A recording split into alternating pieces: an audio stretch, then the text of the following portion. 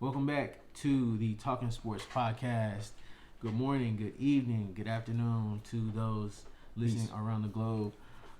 First, thank you all so much for all the interaction, Yes. comments, the likes, subscribing. Continue to do so. Continue to share it with your friends and family. We are back. We're on location.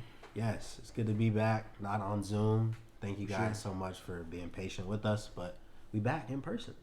Yep. Feels good. It's more of a natural conversation, more of a natural experience. For sure. So let's get into it. The entire sports world is talking about the AFC and NFC championship. We have the Kansas City Chiefs versus the Baltimore Ravens, and also the NFC side, San Francisco 49ers versus the Detroit Lions. We're definitely going to be talking about those later on in the show. But first, we have to recap a very exciting divisional weekend. Very much so. In the NFL playoffs. A lot of good games, very close games. We saw a lot of blowouts in the wild card weekend, but here we saw a lot. The teams were much better, and they played as such. And so, just to start off, we'll start off with the Ravens versus the Texans. That was the first game of last weekend. We really saw the dominance of the Ravens, especially in that second half, scoring 24 straight points to close out the Texans. And really, it was just the Lamar show. You know, he really played well. No turnovers, so he really continued to prove why he's one of the better quarterbacks in the league. Yeah, for sure, man. It's crazy. This game was really close first half, but it's kind of like the Texans forgot that Lamar could run the ball. I don't know. I don't know what happened there. Yeah. But he had 11 carries, 100 yards, 2 touchdowns. So, not sure what happened, if that was just a game planning mistake or what. But Lamar did it. Basically got done on his legs. So, very very efficient game. Sure. He 16 for 22, 152 yards. Not a lot of passing yards. Nope. Not a lot of passes in general, but he was able to run the ball. 252 all-purpose yards, 4 touchdowns. Whenever you can do that and be efficient, without turning the ball over, you're going to give yourself a very good chance to win. And that's exactly what happened. For sure. Well, what do you think for the Texans going into next season? Mm-hmm. Real quick, what do you think they need to work on to try and, I guess, get over that hump? They were 10-7. CJ was lights out for most of those games, but he had a pretty quiet, I guess, passive game, you could say. 19 completions, 175 yards, no touchdowns, no picks. So for next season, what do you think they work on? Well, nobody expected this. This wasn't what was even supposed to happen with this team. It's true. They very young team, of course, rookie quarterback with CJ Stroud, rookie coach with DeMeco Ryans. They weren't supposed to be here, so they just build on this.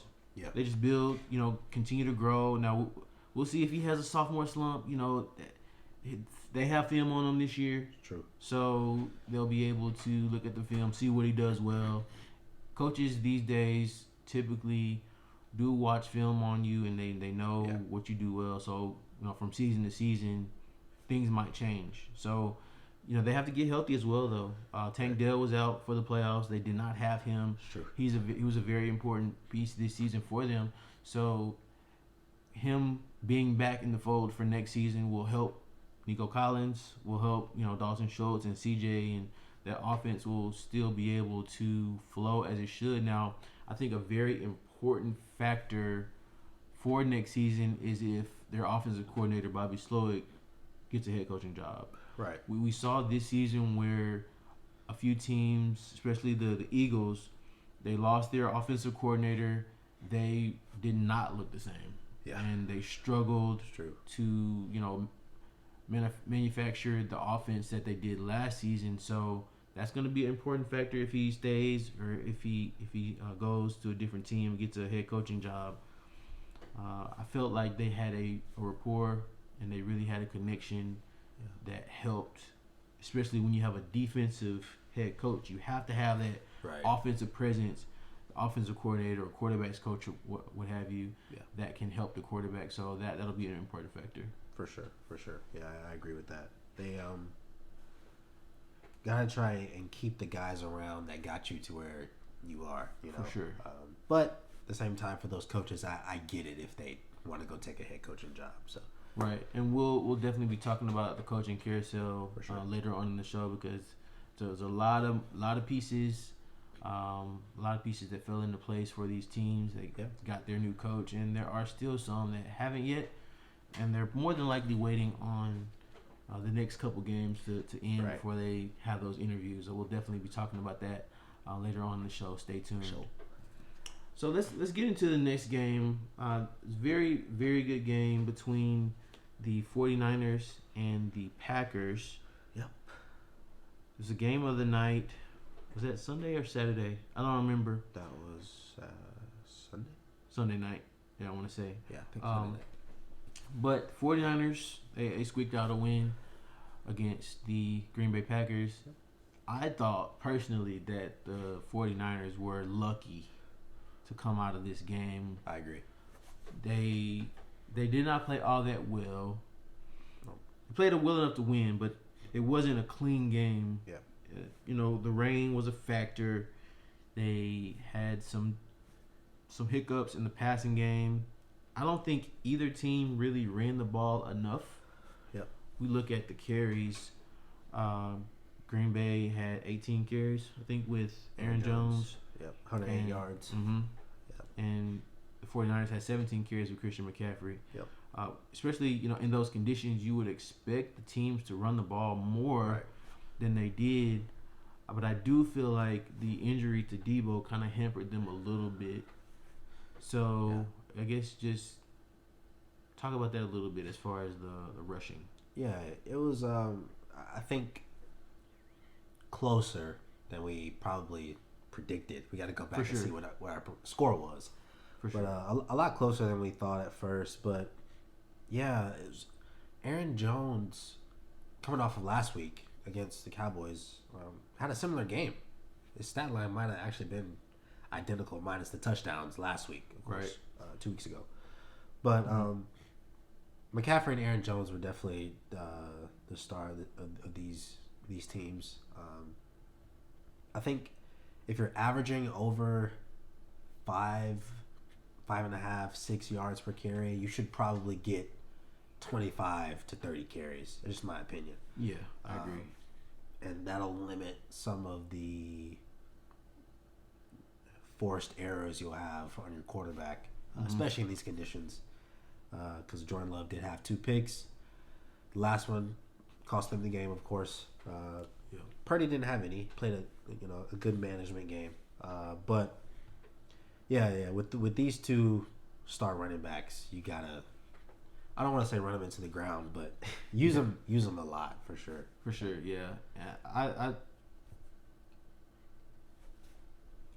just think the 49ers got lucky. Yeah.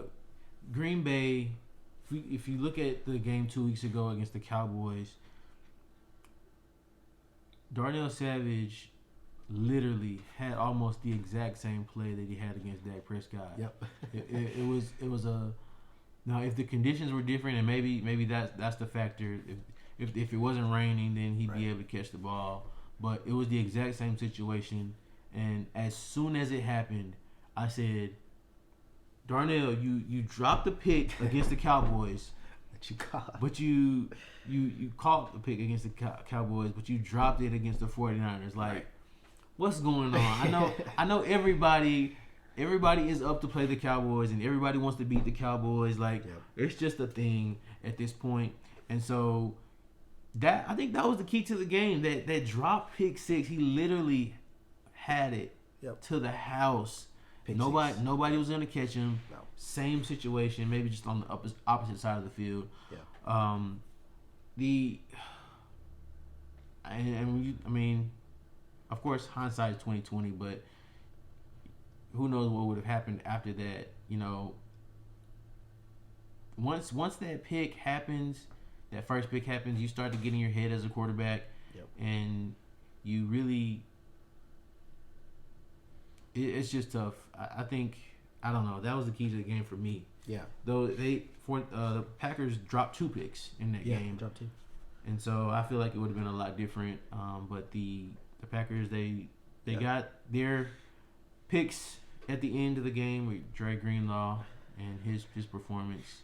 So they were able to move on. But I'll say this: if the 49ers played the way they played last week against the Packers, they're going to lose against Detroit. And that's just how I feel about it. Yeah. But we'll get into that game, the NFC Championship game, soon. So, what was your key to the game if you had anything different? Yeah, no, I agree. The drop picks were definitely huge, especially for this young team. It would have helped a lot. For sure. But that was one of my keys. But I think another key for me was the missed field goal and going scoreless in the fourth quarter for the Packers. That's in the playoff game. You have to score in the fourth quarter if you want to win, unless you're obviously blowing the team out, whatever. Right. But they scored 6 in the first half and then 15 in the third quarter, and they were held scoreless in the fourth quarter. For me, you can't. That's not a winning formula. But the field goal did hurt them at the end of the game. Definitely. It would have been, from the looks of it, would have been 24-24, maybe going to overtime. So missed field goal definitely hurt, but that's a part of it. You still got to try and get points through the entire fourth quarter. So they didn't, but I would definitely say the Packers lost this game, and the 49ers got lucky to squeak it out. So the 49ers had opportunities for mistakes that the Packers didn't capitalize on. Yep. And Purdy didn't have a good game. He threw the ball 39 times. That's not a formula you want to have for especially this team. Right. Because you want to be able to run the ball. You want to be able to utilize the run game more. And I just think they didn't have Debo, so it really took them out of their game plan. I agree. He did injure his shoulder. Yep. And he had some before he got injured, he was having a pretty productive game starting off, and you could tell that he was going to be a very integral part of the game plan. But without him, they had to pass more. And so, that's unfortunate, and we'll see if he's able to play tomorrow as we're recording this. But interesting scenario. Yeah. For sure. Yep. Yeah, Debo's a huge part of that team. But they still have McCaffrey. I still think they could win without Debo because McCaffrey is that good. But we'll see how Shanahan's a genius, so we'll see how he mixes them in tomorrow against the Lions. So next game, Lions versus the Buccaneers. We see the Lions. They also won a close game against the Buccaneers, 31-23. Another close game. Came down to the last drive, and shout out to Jared Goff, man. He's playing very well. He is.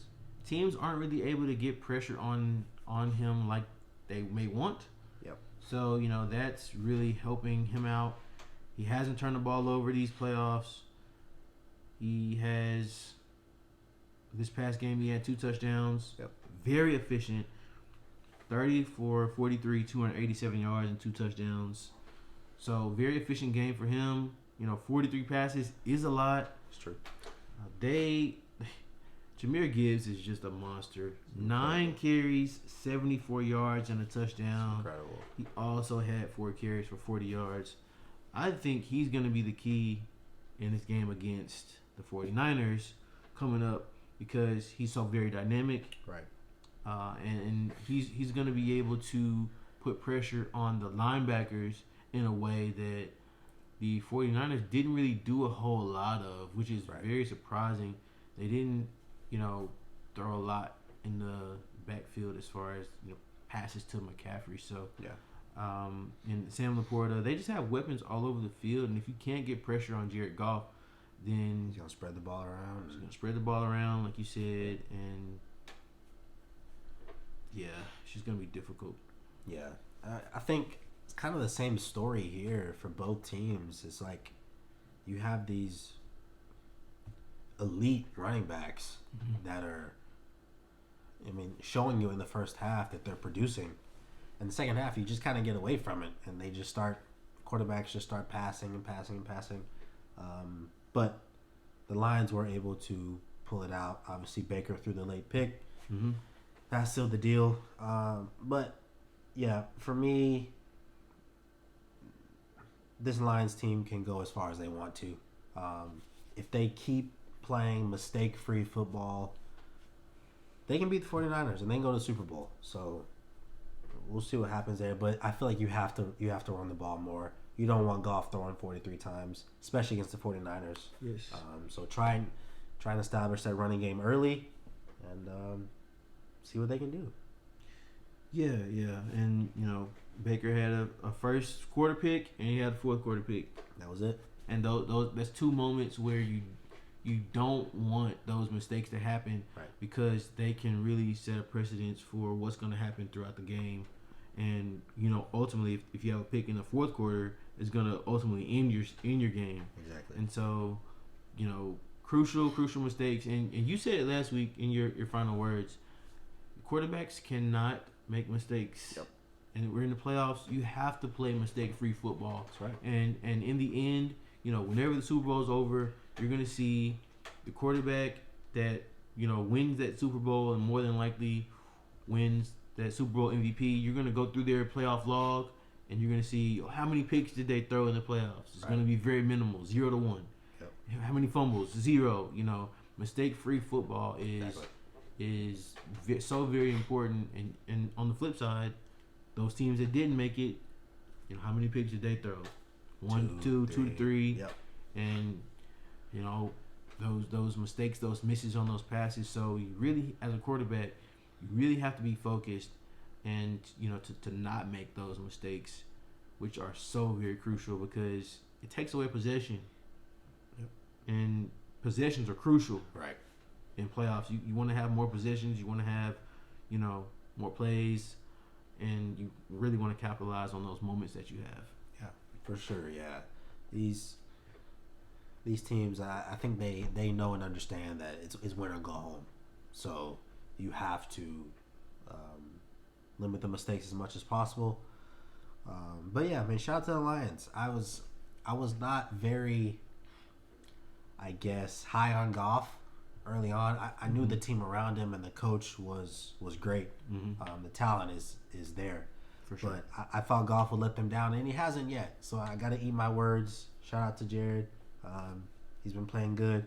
Hopefully he keeps it up. Yeah. It's going to be very interesting to see what happens moving forward. So let's transition to Chiefs versus Bills.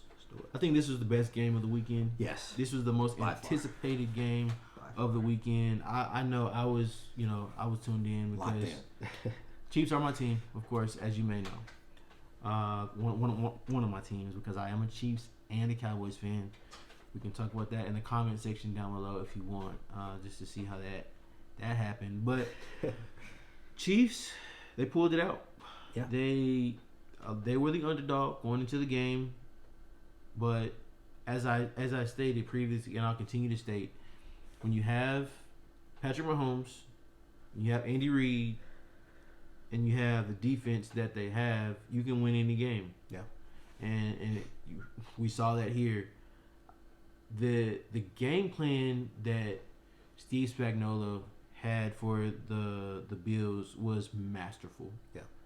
Now, granted, the Bills did have a lot of rushing yards. Yep. They had, I believe, 182 rushing yards. Yeah. That's a lot. That's a lot. It is a lot. But I do feel like it was by design because it takes away the best player for the Bills, which is Josh Allen. Josh Allen only had 186 passing yards. I saw a stat where he had 16 completions behind the line of scrimmage and 0 plays of 20 yards. Wow. For the whole team. Yeah. And so they were focused in on limiting the big play, and they kept those passes. Now, granted, the Bills did have a few drops. Right. And so that led to, that stat being as it was. But they really had a game plan that we're not gonna let you beat us deep. Right. We're not gonna give up big plays. You can have all the dink and dunks you want. You can have all the screens. You can have all the routes out to the flat to the running back. You can run the ball. Yeah. But you're not gonna beat us with your arm. And if you try, then we're gonna be there. Everything was covered. Yep. Everything was covered. They didn't have any lapses in coverage. There's no people streaking wide open. It was always one or at least one, but maybe 2 defenders, whether it be a corner or safety there to, try to get in the way of the pass. Yeah. And so I just thought it was a masterful game plan, offensively and defensively for the Chiefs. For sure. Yeah, Chiefs played a great game. I have a question I want to ask you, though. Mm-hmm.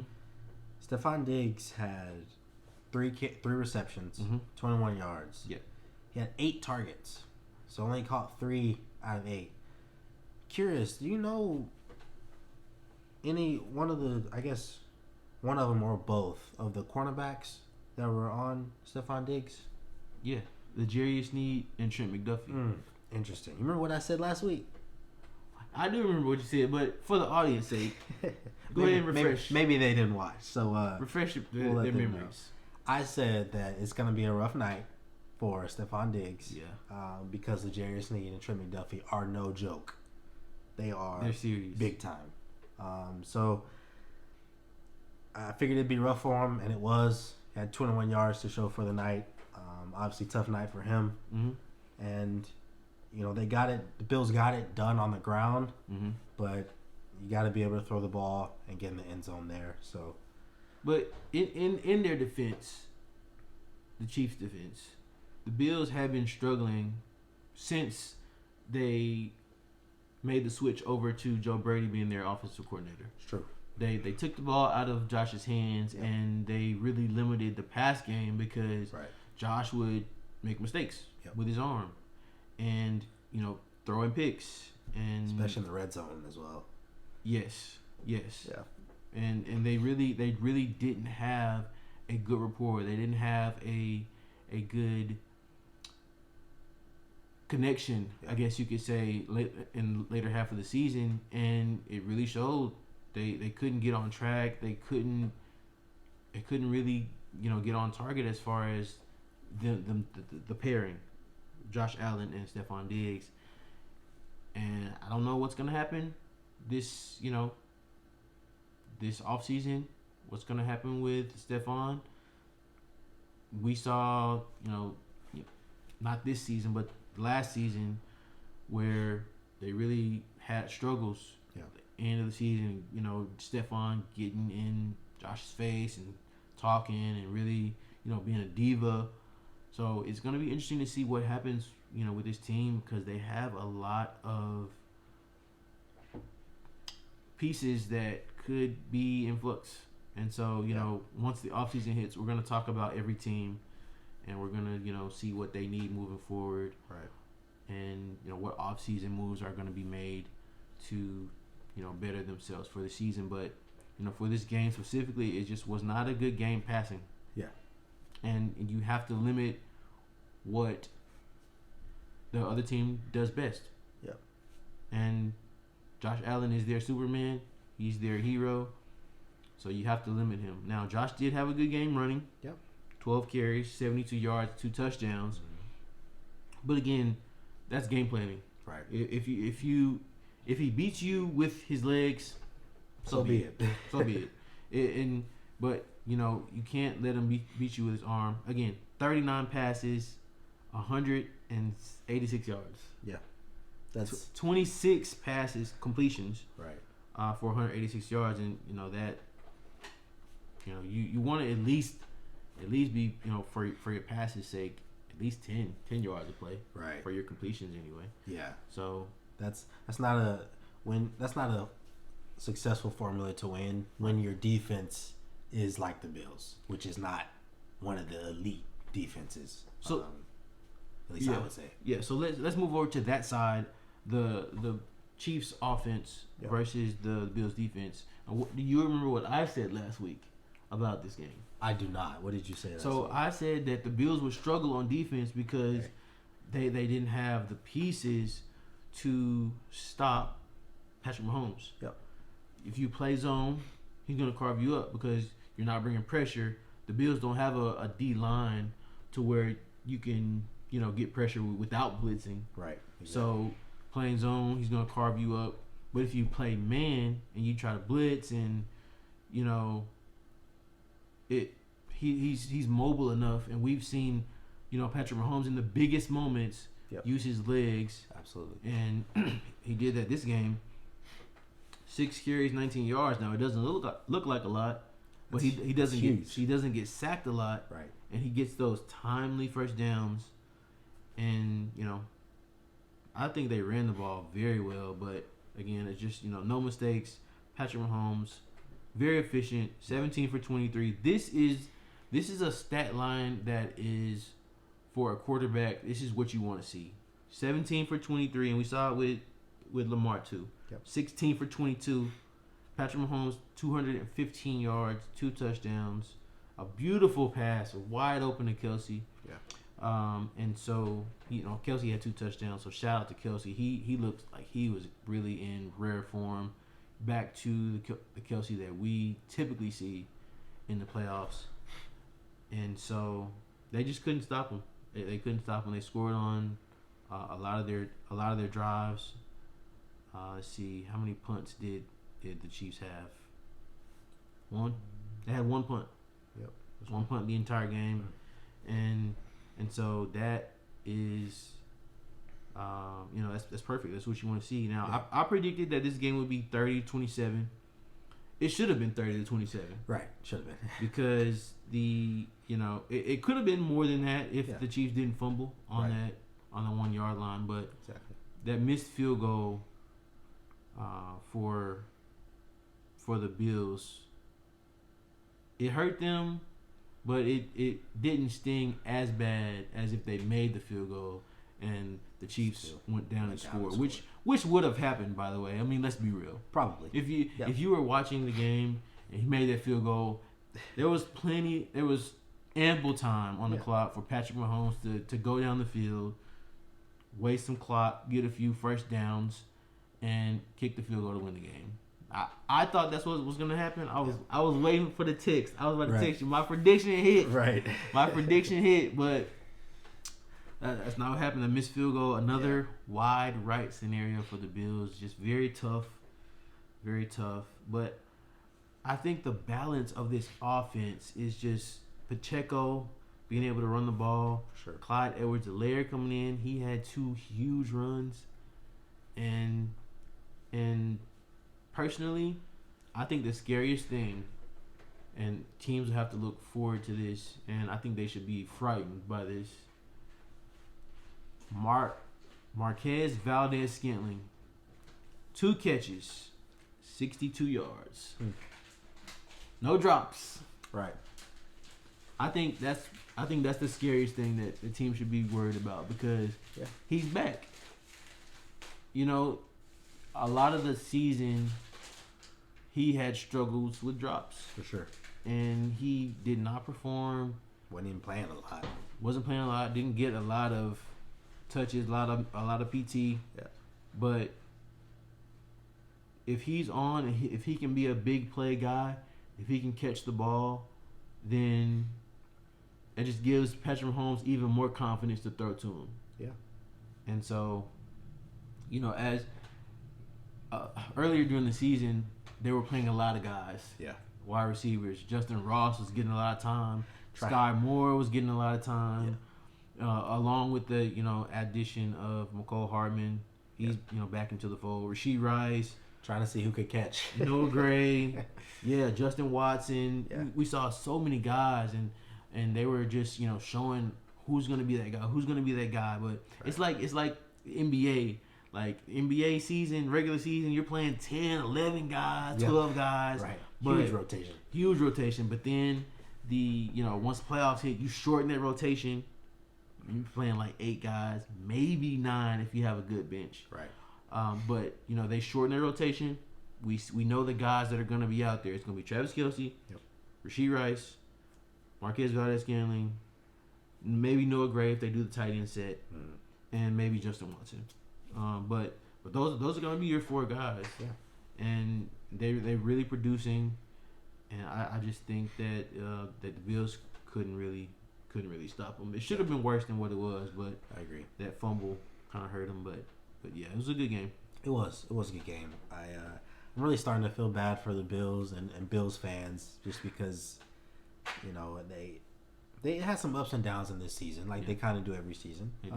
But it seems like they really could have made a deeper run. But every year they run into the Chiefs, and so they can't get over the hump of Mahomes and Andy Reid. But I feel like this game was a little bit different. I feel like they had chances to try and go win it. And you mentioned the Chiefs' really just efficiency on offense. Yeah. I'm going to show you the stat. Chiefs had 22 minutes of possession. Bills had 37. Yeah. 24 points. You had 37 minutes of the ball. To me, I feel like you at least got to get 35 out of that. I don't know. But that just goes back to Chiefs defense and how good they are. But yeah, it's really scary because the Chiefs are I don't even know what to say. The Chiefs are just the Chiefs. They didn't look great early on and they figured it out. They're clicking. And so now we'll see what they can do against the Ravens. 2 of the best defenses coming up. We'll get into that in a minute. But Chiefs are back. You never really thought they left, but Chiefs are back. Yeah. And I'll say this. And this is something that we didn't mention in the 49er-Packer game, but the very first drive, I think, especially in the playoffs, the first drive is so very important. So what happened in the Packers-Cowboys game, they had a long drive. They scored that touchdown. Yep. Boom. Right out the gate. And the same thing that happened with the Packers-49ers game. They had a long drive, but what happened? They had to kick a field goal. Yep. And that, when you, as a team, for team morale especially, when you hold them to 3, that gives you a little bit more confidence as a team offense. Right. You don't necessarily have to go out and it doesn't put that pressure on you. Exactly. And I think for this Chiefs-Bills game, 15 plays, 70 yards, they had to kick a field goal. That I feel like that was very demoralizing and very important factor of the game because, after that, Chiefs, they had to kick a field goal. So it was good for them, for their morale, to stop them in the red zone right there. Exactly. Because that 15 plays, they got a touchdown after that. Man, that would have hurt. Yeah.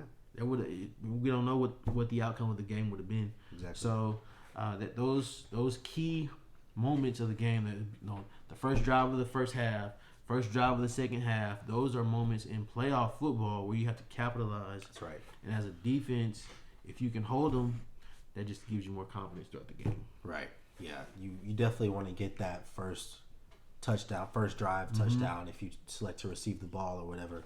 You definitely want to score off the rip. Right. And if you don't, it gives that other team confidence to either, stick with our game plan. Yep. And just try and go score, but we don't have to do anything different. We don't have to go crazy. We just stick to our game plan. But I noticed you mentioned that Packers 49ers game. We just talked about it. Mm-hmm. Something similar that the Bills did with the Packers is that the Bills didn't score in the fourth quarter. Wow. I just mentioned you have to score in the fourth quarter if you want during these playoff games. They didn't. They scored 24, and that was it. Score in the fourth quarter, though, you win. Chiefs got a touchdown in the fourth quarter, win the game. So, yep. And honestly, the way that game was going, I thought it was going to end up being like 42 to. That's what I thought. They were going back and forth, and then that fumble when the Bills went for it on the fourth down, that fake punt, which was a terrible decision, by the way. It was. They were on their 30, and it was going back and forth. You could have easily given up a touchdown there, and it would have been a wrap. Yeah. But they got lucky, and they got that fumble at the one from Cole, and so that helped them. But defense is locked in, and to be honest with you, the Chiefs' defense in the second half has been incredible. They haven't given up. I believe the stat is they haven't given up more than 10 points in the second half to any team, and so I want to say that they're 4.1 points given up in the second half by the defense. Wow! And so that's just a shout out to their defensive staff and their players, just locking in and really being focused on the game plan or adjusting to what else needs to be done after the fact. Yeah, for sure. Those stats are incredible. I mean, the Chiefs' defense is. They don't maybe have as many explosive plays, like maybe not as many sacks or pick sixes, whatever, but they're going to stop you. Yeah. And they're going to do it easily. Right. So, shout out to the Chiefs' defense, man. That's crazy. Yep. So, let's transition to the NFC and AFC championship games that are going on tomorrow as we're recording this. Let's start out with Lions versus 49ers. Okay. This is in my opinion, the lesser of the two games.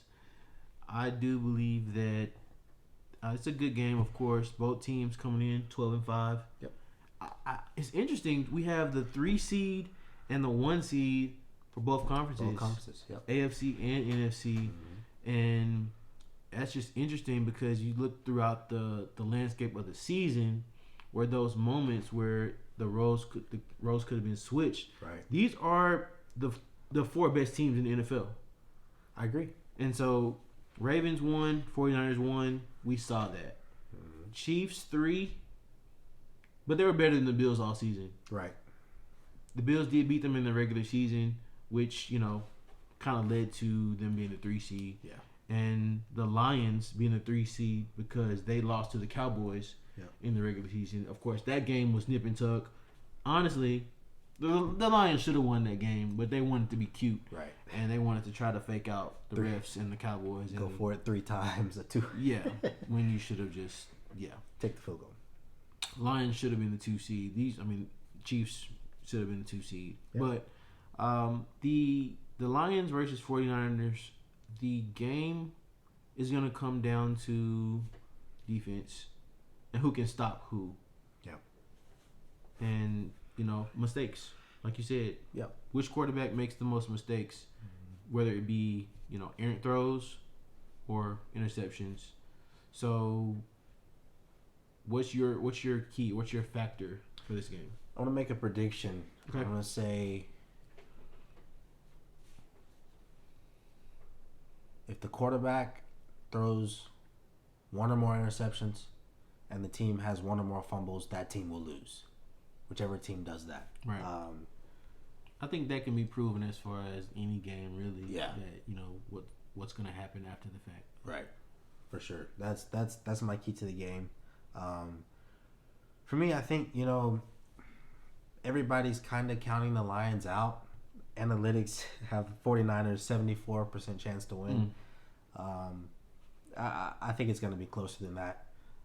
For me, my keys for the Lions, especially Jared Goff's, take care of the ball, keep doing what you're doing.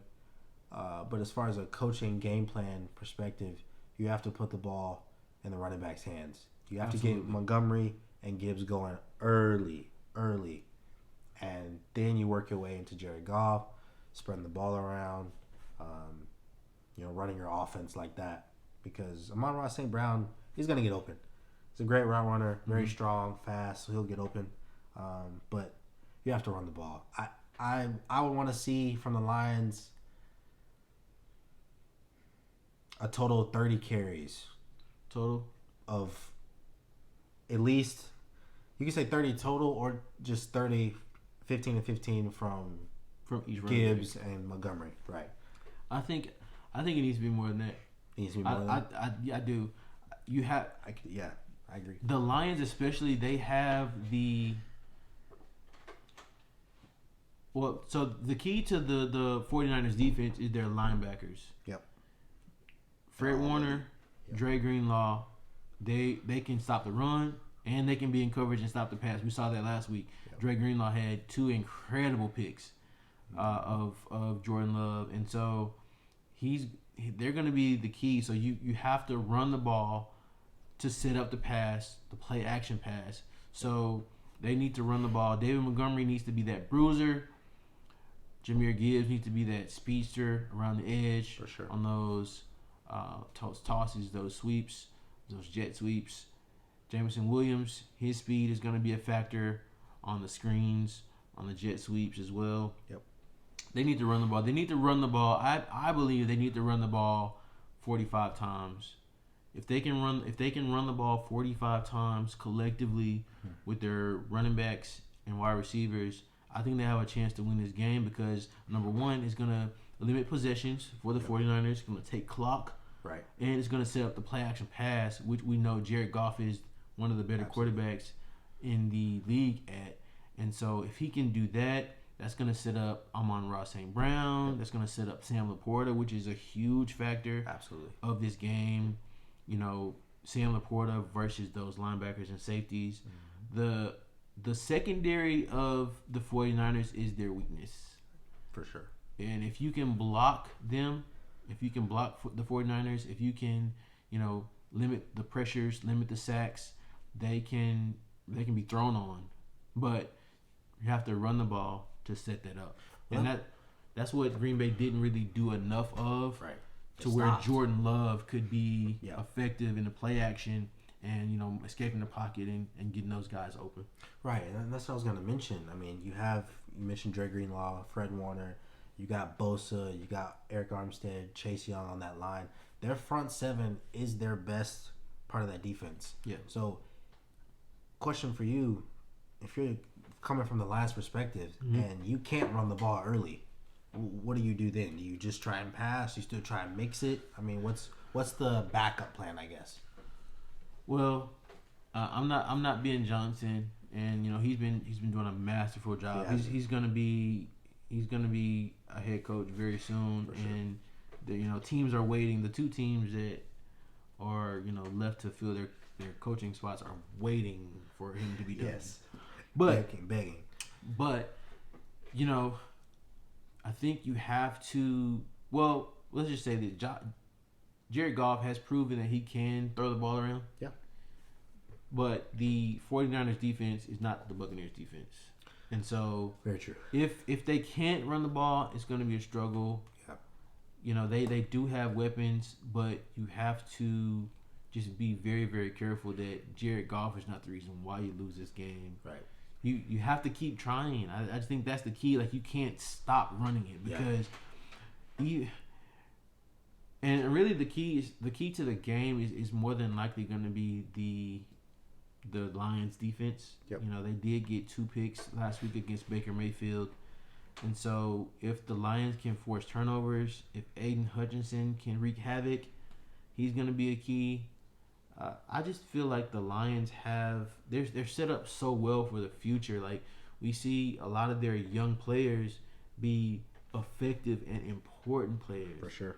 And so, Brian Branch, Aiden Hutchinson, incredible boys. Sam Laporta, Jahmyr Gibbs, like, they have cornerstone pieces that they've drafted, and you gotta really, really shout out to the Detroit Lions organization and staff. They drafted so well. Incredible. Yeah. And so they're set up for huge success, and I don't see them going away in the future, but they have to run the ball. You have to. Like, it's imperative that you run it and run it and run it. Yeah. Even in, especially those situations where, you know, you got those 3rd and 7s, 3rd and 8s where it might be, okay, they're passing here. No.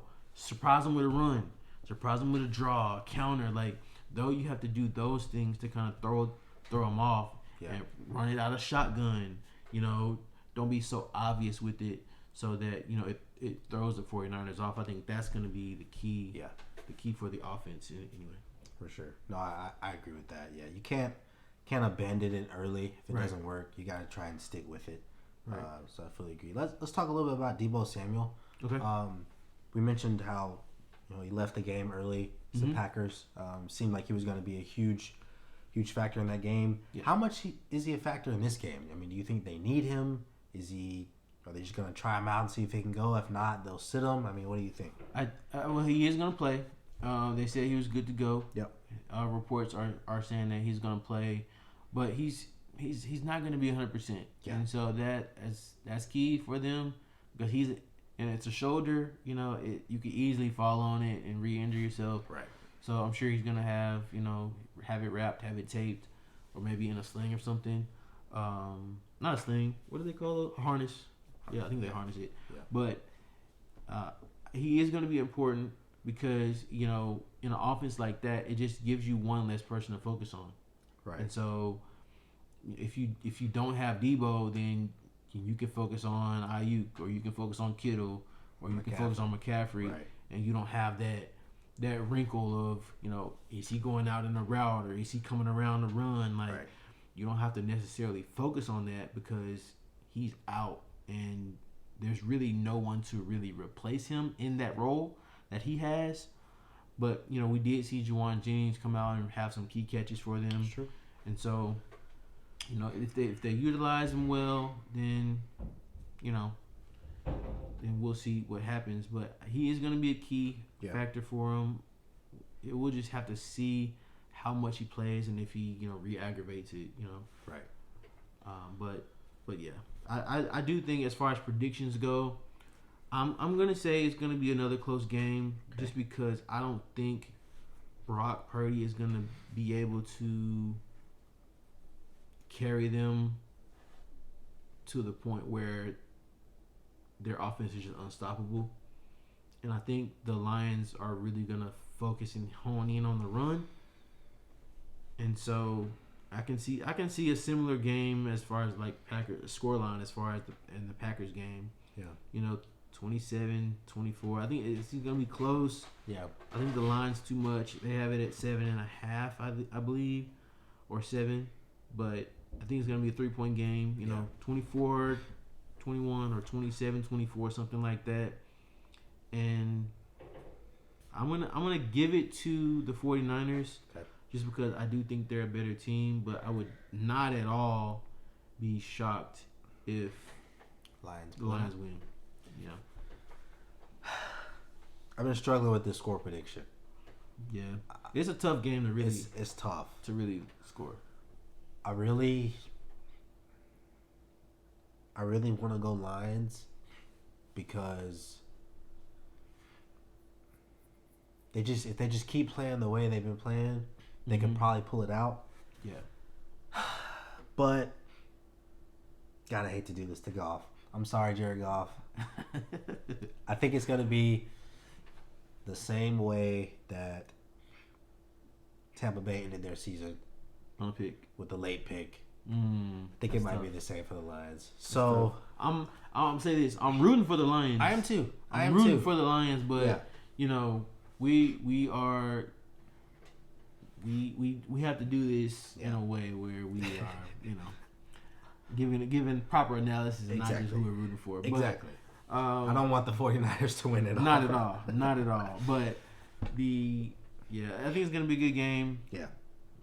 I think Detroit, they've had an incredible season. Yeah. Man, just coming in beginning of the season, beating the Chiefs after their parade, after their banner. And so, very great season for them, getting to the playoffs, getting to the NFC Championship. Yep. They have the pieces moving forward to really become a mainstay in the NFC. And shout out to Dan Campbell and his mindset as a coach. I wish the Cowboys had a coach like that. That'd be nice, right? Former Cowboy, Dan Campbell. Come on back to us. Come on, Campbell. Come on, man. Nah, he's straight. He's straight. But yeah, it's gonna be a great game. Yeah. But I think the 49ers prevail and pull it out. Yeah. Yep. I'm gonna go 49ers. I'm gonna go 23-20. Ooh, okay. 49ers, 23-20. Low scoring. Yep.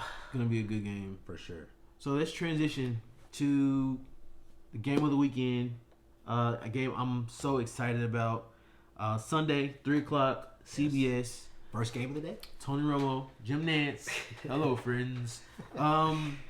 Yeah, Chiefs versus Ravens. This game is going to be incredible. By the way, I do believe that this is the Super Bowl winner. Winner of this game is the Super Bowl winner. Wow. This is the Super Bowl. Okay. Winner of this game will win the Super Bowl, whether it be against the 49ers or the Detroit Lions. These are the best teams, in my opinion. Yeah. Especially, regular season, playoffs. Like, these teams they have the better defenses. And they have the more experienced, better quarterbacks. And so when you put those two together, you can't really see them. I can't see them losing a scenario to where, they lose in the playoffs to the 49ers or the Ravens. 49ers or the Lions. Yep. Yeah. I can agree with that. I think I really do want, if it is Ravens 49ers, I do want the Ravens to win. So, however, I don't think the Chiefs could beat the 49ers. Okay. So, I don't know if I can say the winner of this game will win the Super Bowl, but I will say if the Ravens win this game, I think the Ravens got it. But it is going to be a crazy game. For me, I think my key is defense. Absolutely. Both teams have great defenses. They've shown it all year. But now you have a scenario where the Chiefs are gonna have to stop Lamar on the ground. Yep. And those I feel like those safeties, those corners, go have to press, go have to play tight. Because Lamar's gonna run. And hopefully they don't pull a Texans and forget about him halfway through the game and he's running down the field. Right. So we'll see. But I think the key here is defense. Chiefs have to stop Lamar running, and the Ravens have to try and limit Kelsey and Rashee Rice. Last game, Kelsey led the team in yards. Week before that, Rashee Rice had a breakout game. So I think you really stop those two for the Ravens. Maybe you can pull it out, but I think it's going to be a high-scoring game. You think so? I do. I think it's going to take one team to get that last stop, and I think that team's going to win. But I think it's going to be pretty high-scoring. This game was so tough for me because both sides of the ball can be so very great. Absolutely. Patrick Mahomes can be excellent. Lamar can, easily have 5 touchdowns in a game, over 300 yards passing, like for sure. So, and both defenses can lock you down. Yeah. So it was really tough for me to gauge go either way. Yeah. Where to go with this game. I do think the Chiefs will win. I think they have the better defense, in all areas. So if we look at the D line, you got Chris Jones, you got George Karlaftis, the linebackers, you got Willie Gay, you got Nick Bolton. Secondary, you got Justin Reed, you got people all over the field that can really impact the game on defense. Yeah.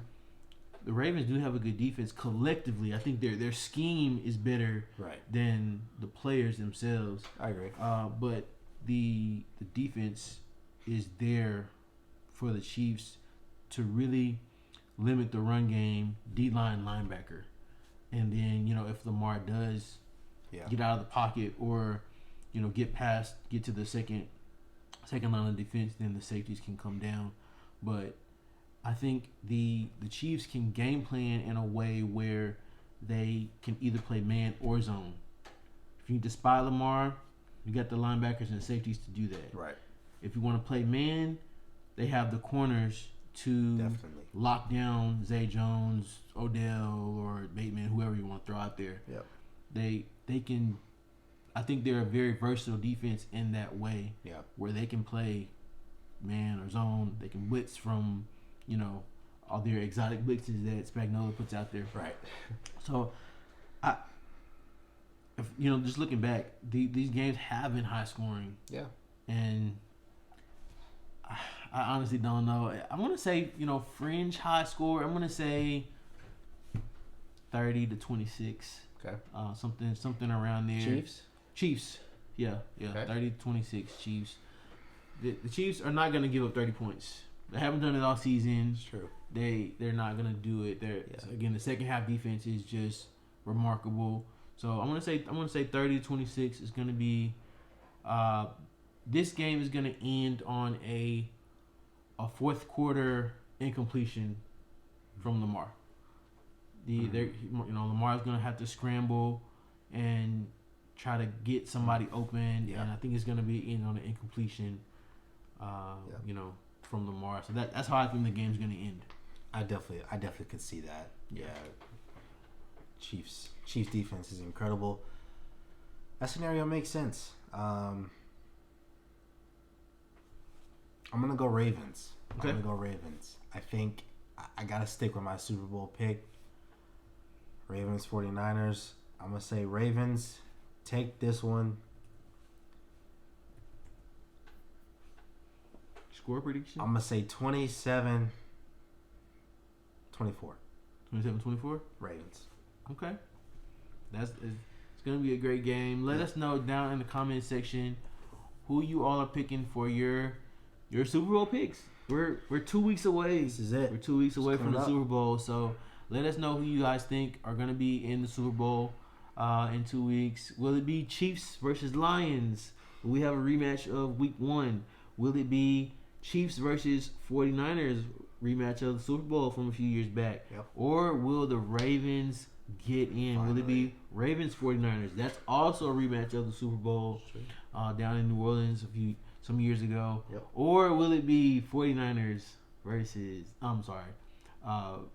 Ravens versus Lions, which is a rematch of earlier this season where the Ravens blew them out pretty badly. Correct. But let us know down in the comment section who you all think will be in the Super Bowl. And let us know who you all think will be moving on. So, for sure, let's transition to the NBA. Let's talk about a little bit of NBA right now because this week has been absolutely crazy with the scoring that we've seen. And it started with Joel Embiid scoring 70 points on the 22nd, which was the anniversary of Kobe Bryant scoring 81 points. That's right. So let's just talk about some of these games that we've been seeing. Yeah, no, it's been very high scoring the past week. I mean, these games, some of these scores have looked like all-star scoring. Absolutely. With the way these games end. But yeah, with the anniversary of Kobe passing away, I think really it kind of fueled these players who looked up to him and thought of him as a mentor. Mm-hmm. With Embiid and Karl Anthony Towns, who had, was it 63? Or 62 or 63. 63, like yeah. And then you had Luka, who had 73. It's the most points since Kobe had 81. So, going right into that, we got our Nobleman of the Week. Let's just segue. Let's jump right into it. Nobleman of the Week is Luka Doncic, scoring 73 points from Friday to Friday, Luka had 140 points. Wow. In 1 week. So wow. He definitely gets no man of the week from me this week. They're 25-20, kind of middle of the pack, but they're a good team. Luka, they'll go as far as Luka takes them.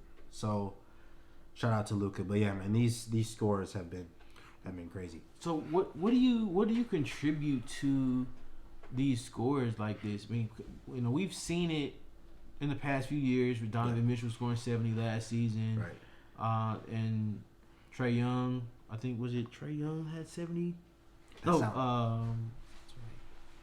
Somebody else had 70. Yeah. But Booker? Maybe it was Booker. I feel like it might have been Booker. Yeah.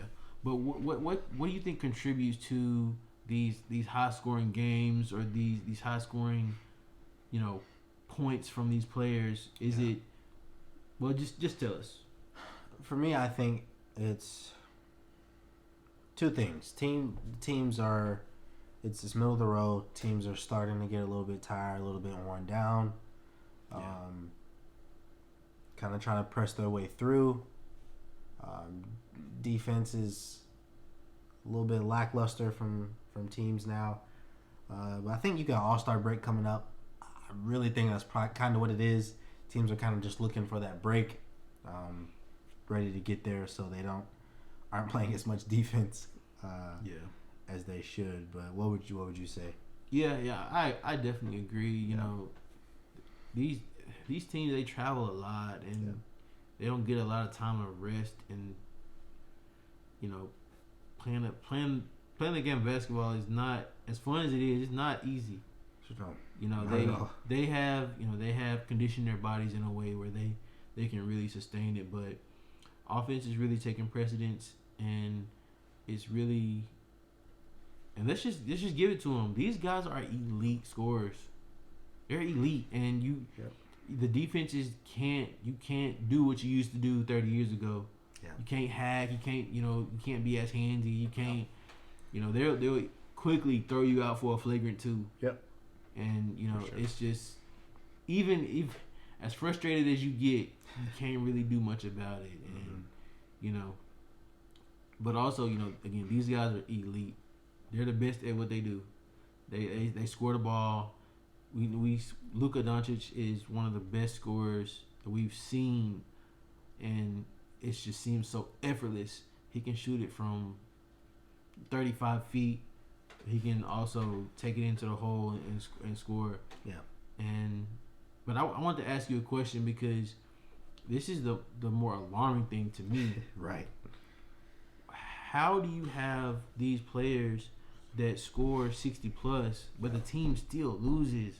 Like that's the thing that kills me. Like, I'm doing all this scoring, and like, is it just he's so hot that he just we're just gonna let him carry us? Or like, what is it that is causing these things to happen? Because it really shouldn't. It really shouldn't. No, I mean, you had Devin Booker, who had 62, and the Suns still lost to the Pacers. Karl Anthony Towns had just as much. They also lost. For me, I think it's as simple as you have to play defense. You can score as much as you want to, but I really think in the NBA, the statement is still true. Defense wins championships and games. So you think that's an NBA thing, or is it just sports in general? Sports in general, but I'll tailor that specifically to the NBA. I think it's most true for the NBA. Okay. That's my hot take for the day. I like that. I like that. And so let's talk about one team in particular. Okay. We saw something. I mean, we've seen it maybe one or two other times in NBA history where the Milwaukee Bucks fired their coach, Adrian Griffin, in the middle of the season after a win against the Detroit Pistons. He had a 30-13 record, and the coach is fired. Yeah. What is your takeaway from that thing? That was huge. Yeah, no, it was definitely out of the blue, I think, for me. like you say, you mentioned that record 30-13. They were winning games, but not playing well. Okay. And I think that might have been the key. You could look at Giannis's press conference after Coach was fired, and he was saying how he had a great relationship with them, and it seemed like there was no internal staff problems or anything like that. I just think it was the fact that they weren't playing good basketball. So, could they have waited? Could they have given them more time? I think maybe. Yeah. But they're in a win now mindset, which I do understand. So you want to try and fix any problems you had. And maybe it was a game plan issue. Maybe it was a rotation issue. Whatever the case is, they let them go. Very shocked by it, though. They lost to the Cavs last night. Yep. So I don't know if firing him fixes the problems, but we'll see what happens, I guess. What's your take on that? Yeah, it's just I think the Bucks have always had a more defensive mindset. Yep. And I would say Coach Bud, he was more of a defensive guy. He was more of a defensive coach. I agree. They won their championship with him at the helm. Yeah. And so, well, personally, I don't think they should have fired him anyway. I agree. I think Coach Bud was the best coach for them, and we haven't seen him get a new job after that. So Right. I thought they might bring him back, but they decided to go with Doc Rivers. Yeah. But I agree, the rotations weren't right initially. Players had to talk to him about that. Yeah. Defense wasn't right. The players had to talk to him about that. Yep. Damian Lillard's play or his minutes, you had to talk to him about that. Yep. And he did agree. He did acquiesce to the players, which is a good thing. You want to do that. Right. But there were just some things that just didn't. I mean, you gave up 135 points to the Pistons. Like, the next game, they had a back-to-back against the Pistons. Pistons, they lost by 6 points the first time. They lost by 9 points the second game. Yeah. Pistons aren't good. No. You should be blowing them out, and they didn't do that. So I just felt like, if you win, good job. Credit to you for winning those games that you should definitely win. But if you struggle against the Pistons, what's going to happen in the playoffs when you're going against the Cavs? What's going to happen in the 76ers, right? And the Indiana. Yep. Like, these teams that are much, much better. Yeah. What are you going to do then? Yeah. And then I think it's good. Shout out to the Bucks organization for making the change when they did, because it shows that they're self-aware. It shows that they have a mindset that we're in win now, like you said. Yeah. And we don't, nothing personal. Mm-hmm. We just don't think that you are the guy for us to lead us where we want to be, and that's to win a championship. And so, if more teams did this, then we might see some different things happen in the playoffs. Yeah. Unfortunately, there's not just a lot of coaches out there that you can bring in, on a whim. So, that's probably why we don't see it as often. But, Doc Rivers was out there, commentating. And so, what do you think about the Bucks bringing in Doc Rivers, to coach the team for the rest of the season, or if the contract is longer than that, then what do you say? I hate it. Okay. To me, the big three that the Celtics had has carried Doc Rivers' legacy too far. Ooh. And I think it needs to stop. Okay. He had some of the greatest players in the history of the NBA during that reign of the Celtics. And they only won one championship. And since he's left and tried coaching other teams, he hasn't had that much success. Yes. So he had good teams with the Clippers as well. Correct. And if you know ball, then you know his record. He has the most blown 3-1 or 3-2 leads as a head coach. And, you know, you can say it's the players. You can say it's the different scenarios that went on with injuries and things like that. But it comes down to coaching at the end of the day. Yeah, as a coach, you have to be at those elimination games. You got to be able to win those, and you got to be able to scheme your players into a way to win those elimination games because it's just so very crucial. And I'm with you. I don't like it either. Yep. I really thought that after that last stint that he had and he got let go with the 76ers, I just thought that he was done. Yeah. I didn't think that anybody would bring him back to coach again because of that. And, you know, we see a scenario now where he's given another opportunity to coach some more great players. Yeah. And, you know, we'll see what happens. Maybe the Bucks wanted experience. Maybe that's why they didn't want to go get another young guy, another fresh guy to try and coach this very talented roster. Maybe they wanted an experienced coach who's been there, who's done it, which I can understand. But very, very early predictions, I could see the Bucks losing to the Celtics in Game 6 or 7 because of the game plan of Doc Rivers. I'm just going to call it now. So hopefully not, though, for them. Yeah. But I don't like it. Well, the Milwaukee Bucks are second in the East right now at 31-14. They're sitting 4 games back of the Boston Celtics. We're cruising right now in the East.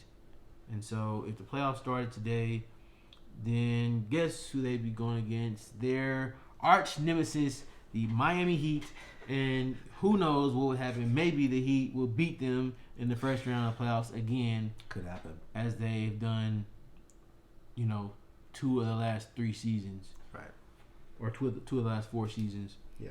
I will say really quickly, I think it's going to be important for Doc to get his first win here soon. They're playing the Pelicans tonight. Is Doc? I think it says that Doc is making his debut on Monday. Monday, okay. And let's see who they're playing Monday. Let's see real quick. 27. Okay, so that's today. Playing the Nuggets. Oh. Well, maybe he'll get in another week or so. We'll see what happens. Yeah. Yeah, no, that's going to be tough. But, I do think that Coach might scheme up a better game plan defensively for this team. Yeah. But, when you lose a player like Drew Holiday, it's just so very difficult because that point of attack defender, you don't have that anymore. Right. Damian Lillard is not the defender that Drew Holiday is. No. We all know that. But, they play Portland. They play Dallas coming up. Utah. They have some winnable games there. But, especially in the Eastern Conference, they have more winnable games because the Eastern Conference is not as strong as the West. But, it's going to be fun to see what happens and, the progression that Doc makes with his team. I do believe that they do want to experience. And he was really the main guy out there that could really do something for them. Yeah. There wasn't a young guy or taking somebody off another staff. Now, I do watch not through the wire, but numbers on the board, and they were talking about a lot of different coaches that are on some teams right now that they could have gotten. And I think it's interesting. I think they probably should have at least tried to maybe see if they can, go get a Dave Yeager or a David Fizdale or some of these coaches that have coached teams previously. Right. They kind of had some success, but were in a role where they were assistant coaches or something like that. I thought that might have been interesting, but we'll see what happens moving forward with it. For sure. Yeah. So let's transition. We talked about NBA. Let's go back to the NFL, but let's talk about the coaching carousel that has gone on to end our episode. Thank you all for watching. Thank you all for tuning in with us, and thank you all for the likes, the comments. We definitely appreciate it. Follow us on Twitter at TSPJDN. We definitely post a lot on there, and all of our episodes are on there as well. So definitely link in with us, and we love the interaction. We love talking sports. Obviously, that's what we do. That's what the podcast is. That's what we do. Yep. So let's talk about NFL coaching carousel. A lot of teams, the teams that are out right now are, they're trying to move forward with their teams. And so one team in particular with the biggest and best hire of this, for their team is Jim Harbaugh. Yep. Jim Harbaugh transitioned from his days at Michigan, and he has accepted the head coaching position for the Los Angeles Chargers. Huge move for them. What are your first thoughts of this hire for them? Definitely a great hire. I think it's a win-win for Michigan and the Chargers. I know after winning a championship, you obviously want your coach to come back. Mm-hmm. But with the scandals and everything that was going on with Michigan and Harbaugh, it's probably best time to separate. And then Chargers get a great coach, which was very, very much needed. They have a lot of talent on that team, and they underperform pretty much every season.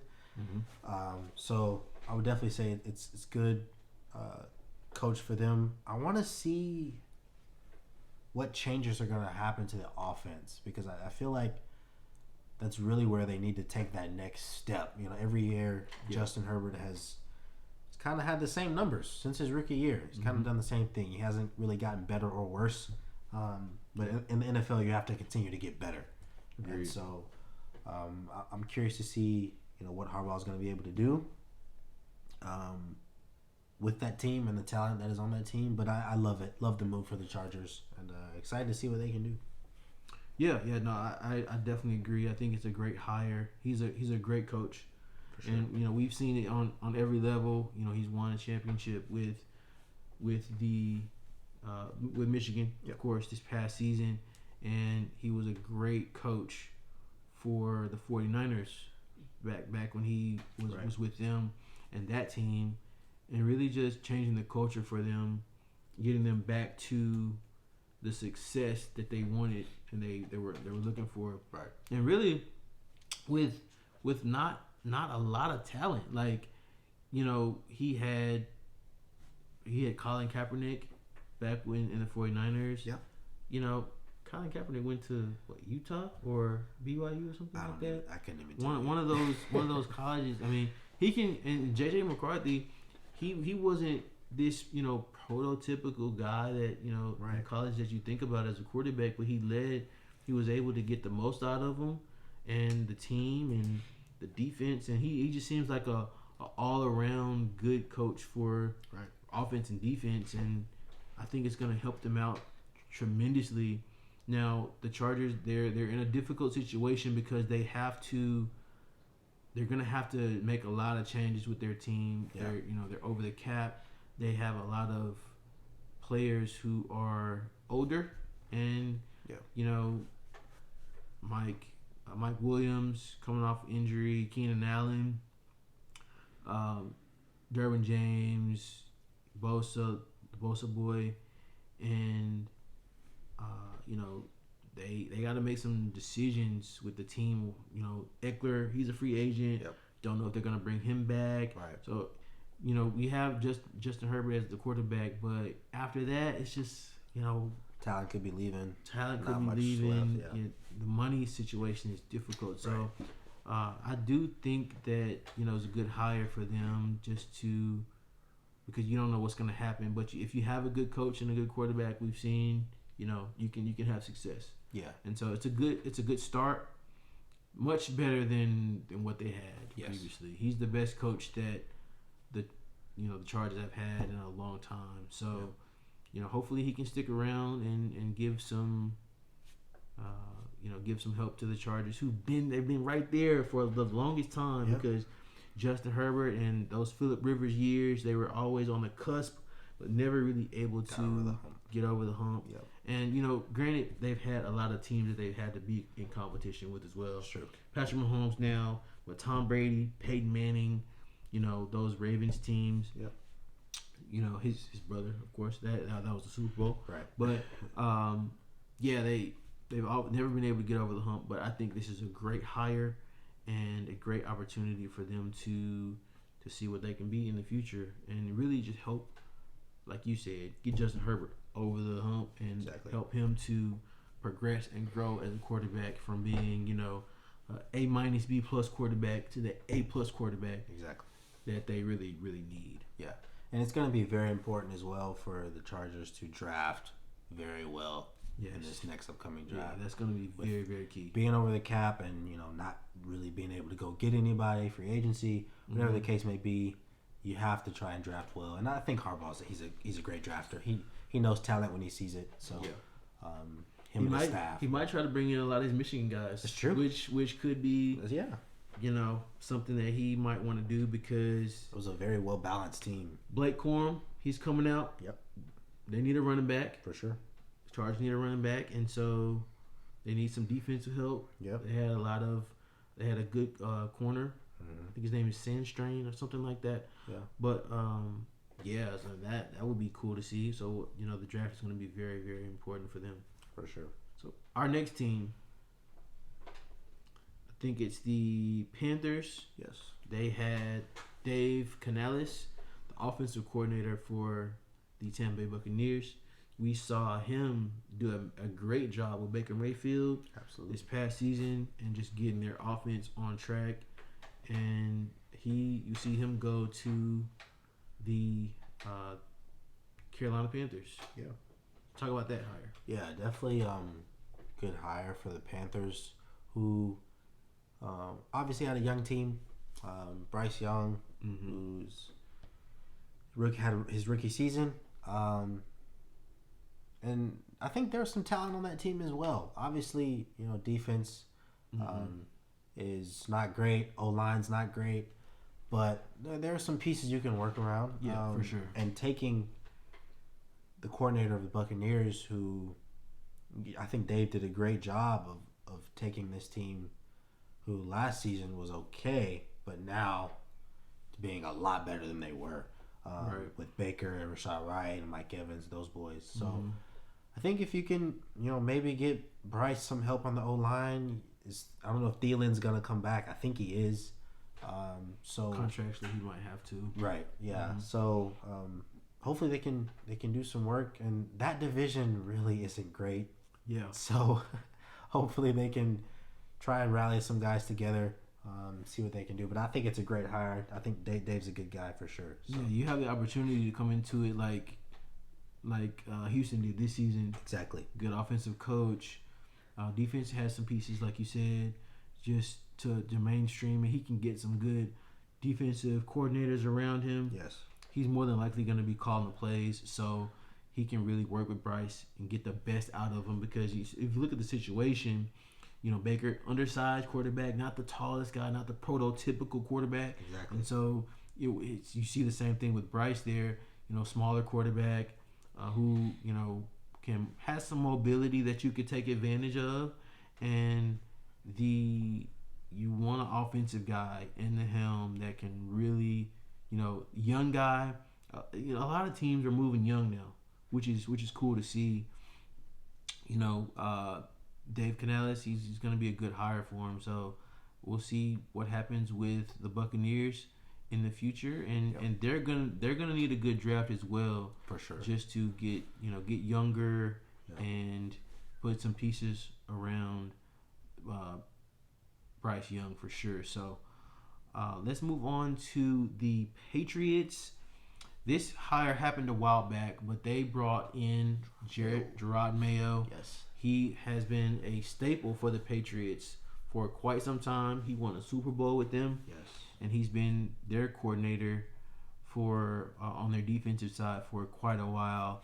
So this one was a little bit interesting to me. I did not quite understand it. Yeah. I thought they would bring in somebody from the outside just to kind of bring a different a shift to the team, a shift to the energy of the team, and really a change in the atmosphere and the what's the word I'm looking for? The C word. Chemistry, yeah, and of the team and camaraderie. Yeah, it's just gonna be. I feel like it's gonna be the same thing. Yeah, and I don't know how they're gonna really transfer from what they had to now. Like I just don't see it really. For me, the Patriots, they needed a lot of help on offense. Yeah, and you bring in a defensive culture. Guy. That's the word. Culture Culture is the word I was looking for. Yeah. You bring in a guy who's defensive minded, great defensive player when he played. Right. And he's bringing in his staff, his other defensive guys, but you really need help on that offense.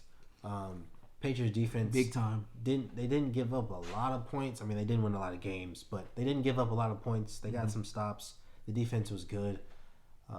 But you need help on that offense. You need, I don't know what they're going to do at quarterback, receiver wise, running back wise. I mean, Zeke is still there, I guess, but got to figure out something on offense. And I agree with you. I think it is kind of going to be the same type of season. Unless they bring in somebody offensively that can help. Right. Exactly. But yeah, maybe this was the culture shift they needed. Maybe so. Maybe they just needed to get Belichick out and go from there. So who knows? Yep. Yeah, we'll see. The Patriots, they've been a winning organization for a long time with Belichick and Brady, and so that time has ended, and we'll see if the younger coach can bring a fresh aspect to the team, and so we'll see definitely what will happen. Now let's talk about the Raiders, because I think this was a very, very important hire for the team. Absolutely. Because bringing Antonio Pierce back to this team, I think, is going to really bode well for them in the future, because we saw the best from the Raiders when he was there. For sure. They went 5-4 after firing Josh McDaniels, and so Terrible. With the talent that they had, them winning games like they did was coaching. I agree. And that shows you what type of coach you have. If you can inspire, get the best out of your players, even when they don't necessarily have all the talent, they don't necessarily are favored to win a lot of these games. Coaching is very important, and we saw Antonio Pierce bring the best out of this Raiders team. For sure. No, I think it's important to understand that coaches have to be motivators. Yes. If you're a great offensive or defensive mind, but the players don't want to play for you, it's not going to be a good season. And we saw that with McDaniels, who's very great offensive-minded coach. Yeah. But he lost the locker room, and the players didn't want to play for him, and that was known to everybody. And so they fired him. So I think when you have a motivator and a great offensive or defensive mind, which I think Pierce is, you'll be set up for success. And so hopefully next season they can try and rally again. Not a great division that they're in. So, hopefully they can try and make the playoffs. I would like to see Devontae Adams. Back in the playoffs. It just made. Never mind. I shouldn't have brought that up. Anyway. Well, they're gonna have to get a quarterback. I don't know if they're gonna stick with Aiden O'Connell, but they have a decent draft pick, and so we'll see if they can get a quarterback in there to pair with the weapons that they have: Josh Jacobs, Devontae Adams, and Jacoby Myers if he's coming back. But I do think this was the correct hire. Absolutely. Something that was very important that we saw happen was, Max Crosby. He said that if you don't bring back Antonio Pierce, I'm requesting a trade. Yep. And so they kind of had to make this move because Max Crosby is their best defensive player. Mm-hmm. And when you have your best player make a statement like this, then you kind of have to really forces you to listen to him. It forces you to listen to him. Yep. And the players will play for him. So I think you're going to get max effort. Absolutely. And so now with max effort and scheme, getting some coordinators in there, I think that's going to be important. And we'll see how it goes. The AFC, AFC West has made 2 coaching hires with Pierce and Harbaugh. So, and last season, bringing Sean Payton to Denver to pair with that team, Broncos. Yep. The AFC West could be back. Could be. And so we'll see if they can challenge the Chiefs. I don't think so, personally. But, we'll see what happens. Yep. And big hire for them. For sure. So let's move on to Raheem Morris for the Falcons. This was the latest hire that happened. This was a very interesting move. I did not even realize that he was in the running for this role. I know that the Falcons were talking about bringing Bill Belichick in, right? But he came out of left field, and so we had another black head coach that's coaching, and so what will Raheem Morris bring to the Falcons that somebody else couldn't bring? Like, this hire was complexing to me. Yeah, no, it was definitely interesting. I really didn't expect it, didn't see it coming either. I didn't really think they would go for Belichick, but it is interesting that they chose Raheem Morris instead of him. So I think what it'll do is bring some probably defensive stability to the Falcons. And it's their first black coach in franchise history. So hopefully he can establish himself, get the locker room, and get that team going. Which I think the Falcons aren't a horrible team. Yeah. They've got some pieces. Yeah, they got some pieces they can work with. So I think if he gets a good coordinator and sets the defensive tone, the game plan he wants to run from the very beginning, and sticks with that, I think definitely it'll be a good hire for them.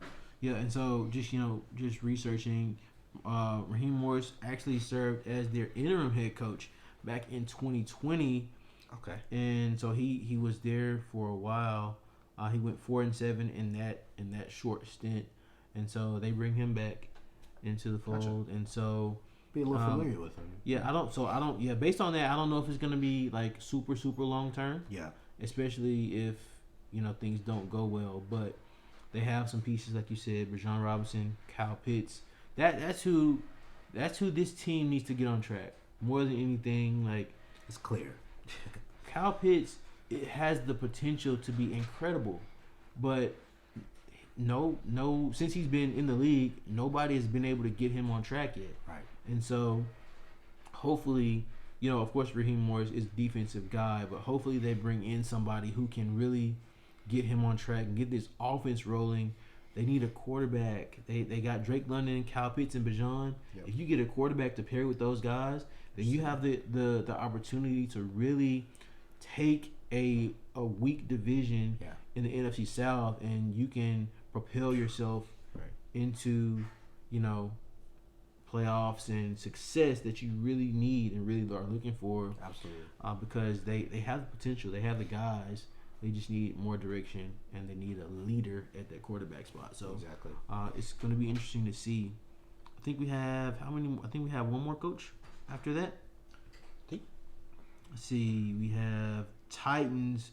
They hired the offensive coordinator for the from the Bengals, Brian Callahan. Right. He is going to be their head coach now for the Titans after firing Mike Vrabel. So Callahan, he's the son of NFL coach Bill Callahan, right? Who's been in the league forever, and so offensive coordinator for the Bengals, with Joe Burrow. Yeah. They have, they had the offense was pretty good with the Bengals, and we saw him when Joe Burrow got injured. We saw the Bengals really do well with their backup quarterback situation that they had. And so, it's going to bring a shift to the team. The Titans have always been a running team with Derrick Henry. And so they have Will Levis there. He's also on his way out, I believe. Yeah, I think so. Yeah. And so, it's going to be a paradigm shift for the Titans for sure. They're probably going to get away from the ground and pound. Yeah. Probably going to go more West Coast, modern offenses, passing. They have Will Levis, so we'll see what they do in the draft. Right. It's going to be very crucial. Another team is going to have to draft well because Tennessee is not necessarily a landing spot for free agents. We don't see that very often. So they're going to have to draft well. They have some pieces. Yeah. But, I don't see this team necessarily making a shift to, winning a division, especially when you have the other three teams with the Jaguars and Texans, right? And Colts really having their pieces already set. So I think this is going to be a long-term move. Getting Callahan in the fold, he's probably going to be calling plays. Yep. And we'll see what happens. It's going to be tough for him, but I think that this was a decent hire, and we'll just have to really see what happens. Yeah, I think it was a decent hire. I agree with you. I think it's going to be a longer process. They kind of need to rebuild, start over a little bit. Yeah. And so I think this is a good coach to do that with. He's got to motivate those guys and get those guys to play for him. But I agree. I think he did some really good things with the Bengals, especially when Joe Burrow went down. Yeah. He kept the offense going. And so, he did. I think it'd be a good hire for them. Definitely going to take some time, though, to probably get things going. But I'll say a B+. Give it a B+. Okay. Well, those are all the coaches that have been hired so far. We have the Seahawks and the Commanders who have yet to hire their new coach, and so we'll see in the future what they do. Again, they're probably waiting on. I've heard reports that the Seattle Seahawks, they're waiting for Mike McDaniel, the defensive coordinator for the Ravens, to be their coach and waiting. So they're waiting on that, and then we have Bobby Slowick for Houston, and then Ben Johnson for Detroit. Those are two other guys that are more than likely going to be getting interviews for head coaching jobs. So they might be waiting on that. Yep. But we'll see what happens. Let us know in the comment section down below who is the best coach that has gotten a job, and that's that segment. And so I wanna bring a new segment to the show. Okay. All right. So I was thinking about this. I really, it's what are you watching, what are you hearing? And so basically, it's like if you've seen a good show or a good movie, or if you're listening to a new artist or something, or you're watching a YouTube channel or something like that, just to let's bring notoriety to them, or just get a little bit of pop culture into it. And so is there anything out there right now that you're watching or that you listened to recently that you want to share? I would say for me right now, I'm a huge comic book fan. I love Marvel, DC, movies, TV shows, animations. I love it all. Mm-hmm. But I would say something that's really taken the world by storm is Invincible. Which is on Amazon Prime. And that show's really, really good. Yeah. Very violent, very gory, but the storyline is incredible, especially from season 1. Now they're in season 2. Yeah. They're taking a little bit of a break. I think they're coming back in March sometime, but that show's great. So that's definitely what I've been watching. Okay. Sure. Okay. Very cool. Y'all check out Invincible. You said it's on Prime? Yes. Prime Video. Check out Invincible on Prime. Me personally, I've been listening to, so she's an artist. Her name is Madison Ryan Ward. If you haven't heard her, she's a Christian artist, but it's like it has a poppy R&B vibe. Okay. Like it's her voice is so smooth. Like if you all are want to listen to any good music, listen to Madison Ryan Ward. Check her out on YouTube or Spotify, Apple Music, whatever, or wherever you listen to your music. So are we done? I think that's it, man. That's it. We covered a lot. Yeah, no. This was one of the longer episodes. And before we get out of here, I just want to say to all our listeners, to all our viewers, thanks for listening to us. Absolutely. And we just want to give some advice. So typically our podcast, ranges from like an hour to an hour 20 minutes. This is one of the longer episodes because we did have a lot to cover. Yeah. But if you got a long drive or if you got some cleaning to do, just tune in to us on YouTube. It's a good listen. For sure. And while you got some things going on at the house or on the road or wherever, just listen to us, and hopefully will be a good listen for you all. Thanks so much for tuning in to this episode of the Talking Sports Podcast. If you like talking sports like we love talking sports, just hit us up and hit us up in the comment section. For sure. Thanks so much for listening. Thanks so much for watching. Peace, y'all.